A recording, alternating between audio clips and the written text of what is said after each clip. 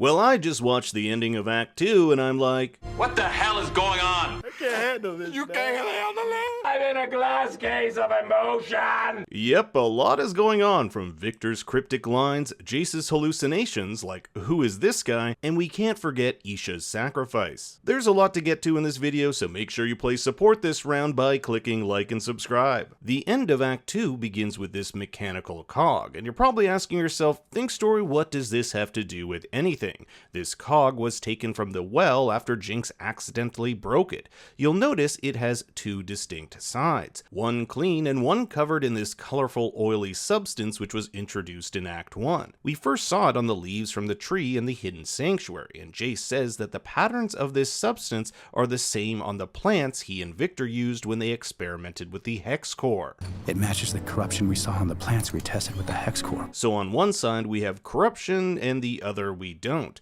This matches Viktor's speech where he talks about opposing emotions of humanity like hate and compassion being two sides of the same coin. The cog here is that coin. This metaphor of one thing being able to do two different things is echoed in Viktor's final line. That which inspires us to our greatest good is also the cause of our greatest evil. And I think what he's referring to here is love. Love can cause us to do both amazing or terrible things. Just look at the evil Singed has done in the name of love to save his daughter. Why does anyone commit acts others deem unspeakable?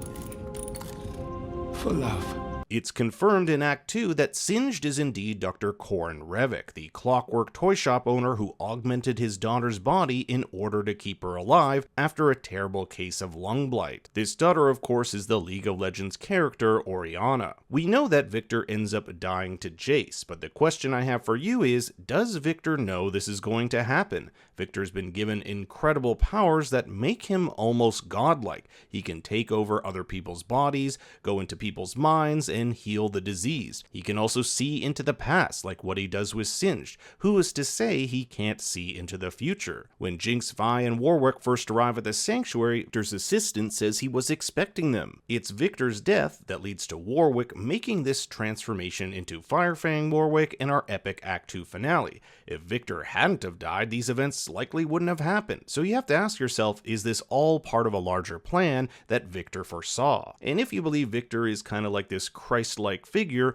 who's to say he won't be resurrected too? Just like Christ, Viktor was betrayed by his best friend. Jesus also knew that he was going to die, so it raises a lot of questions. Viktor also hints that things happen in a predetermined way when he asks Singed if he believes in fate, questioning whether we're guided by an invisible hand. In Act 1, we actually see a cloaked figure holding something in his or her hand. But let's talk a little bit about Jayce. In Act 2, he returns from the Hex Gate markedly changed. He looks ragged and has this blue rune embedded in his wrist, with corruption emanating from it. We've actually seen this rune before in Jayce's flashback in Season 1. The mysterious hooded figure gives it to him after saving him and his mother's life. This is what sparked Jayce to lead a life of science investigating these runes. So is this hooded figure somehow Viktor? To understand what is corrupting Jayce, we have to think about where he went. I believe the corrupted Hexgate took him to a different realm, of which League of Legends has several. The most likely is the Void. It's a different dimension that exists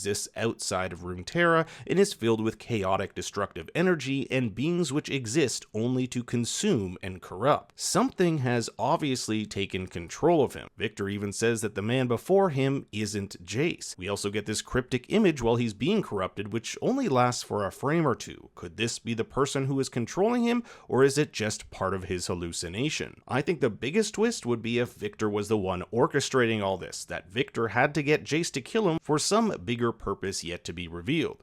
We also don't know what happened to Echo or Heimerdinger. Did they go to the same place as Jayce, or perhaps different realms entirely? Act 2 also sees arch enemies Jinx and Vi teaming up after Jinx learns their father, Vander, has turned into the beast Warwick. Jinx knows that some part of his humanity is still buried within, so they take him to Viktor in the hopes his healing powers could save him. Vander's seemingly dead body found its way into the hands of Singed, who performed devious experiments in the efforts to find a cure for death. death. In episode 205, he says Warwick might be able to cure his daughter. I believe the beast may hold the final key. If Warwick somehow becomes this cure for death, it's possible his blood could bring back Viktor and Isha. Mbessa, however, wants Warwick for an entirely different purpose. She sees the beast as a weapon to be unleashed upon her enemies, and thus she makes a deal with Singed. Your weapons will be mine. In return, I will supply all your needs. This leads us to the Act 2 finale. Caitlin, having been trained by Mbessa and propped up as the commander in charge of dealing with the Zaunite rebellion, has turned on her general. Warwick has turned into its Firefang form, and I'm curious if this has anything to do with the death of Viktor and his healing properties. When Viktor dies, we'll see everyone he has healed break down, almost as if they were robots shutting off. It looks as though their arcane magic, which was used to heal them, leaves their body. If any healing was done to Warwick, would it leave him too, resulting in this creature we see before us? But what everyone is going to be talking about is Isha's sacrifice. At the very end, she takes Jinx's zap gun, seemingly killing Warwick and generating a large explosion. From a story perspective, this makes a lot of sense. Over the past few episodes, Jinx has made an incredible bond with this girl, and having her and Vander die as a result of Mbessa's attack will be the motivation she needs to rise up against Piltover. If you'll recall, Jinx has kind of been this unwilling leader figure for the Resistance, stating that she has no desire to unite the fractured gangs of Zaun to take on Piltover. Your symbol. You want a symbol? But with this new development, I think Act 3 will focus on an uprising with Jinx at the helm. Isha's sacrifice also makes sense thematically. It's a decision done out of love. We've already seen how characters like Singed and Viktor say love can be a driving force for good and evil. Isha may be sacrificing herself, but it's a decision based on love. Isha is saving her friends and preventing Warwick from becoming a weapon for Mbessa. It's also interesting that in this very episode, Mbessa talks about a fourth principle of Nox, and this principle is sacrifice. Sacrifice.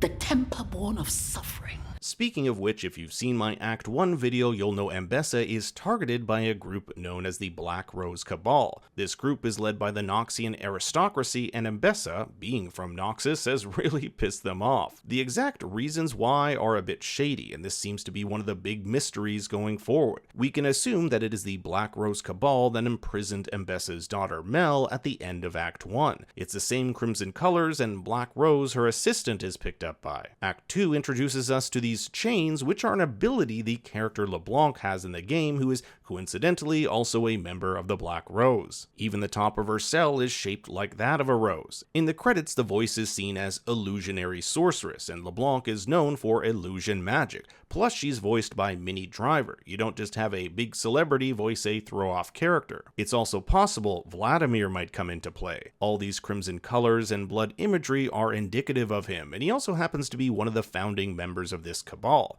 He can control the minds and bodies of others, which he might be doing to Mel here. In her cell, Mel is shocked to find her dead brother Kino. This turns out to be an apparition, and when Mel is confronted by two voices, one male and one female, they say they had such high hopes for Kino being the child they are looking for. At first, it seemed plausible that he could have been the child. This hints that they may have been his killer, and these two are indeed Vladimir and LeBlanc. In the previous scene, Kino talked about a secret affair Mbessa had many years ago, and the child born of this affair inherited something their captors want. Perhaps Mel has a sister, and what does the female voice say after chaining Mel up? But then your mother led us to you. Sister. Or could Mel have been this child? And could the thing the Black Rose is looking for be her enchanted Solari armor? It's been hinted that Mel is part Solari. Just take a look at her outfit in Season 1, which is eerily reminiscent of the item Iron Locket of the Solari. We see this armor glow gold right before Jinx's missile attack, which leaves her and Jayce pretty much unscathed. This glowing magic seems to free Mel from her confines in 205, but this is the last we see of her character in Act 2. It should also be noted that Kino refers to this cell as a quote, special chamber to seal off false prophets. So I'm wondering if Mel is some sort of prophet. If she is of extreme importance, it may explain why Mbessa sent her away to Piltover, not because she thought her daughter was weak, but because she would be safer there. So we have a lot going on as we head into the final act. A murderous Jayce, Heimer and Echo nowhere to be found, Mel's whereabouts, and the aftermath of Warwick's death, which will no doubt have tremendous consequences for all our characters. But I want to hear what you think will happen next. Leave your thoughts and theories in the comments below. Thanks for watching, be sure to like and subscribe, and for more bad takes, you can follow me on Twitter and Instagram at ThinkStoryYT. Until next time, remember, Daddy loves you very much.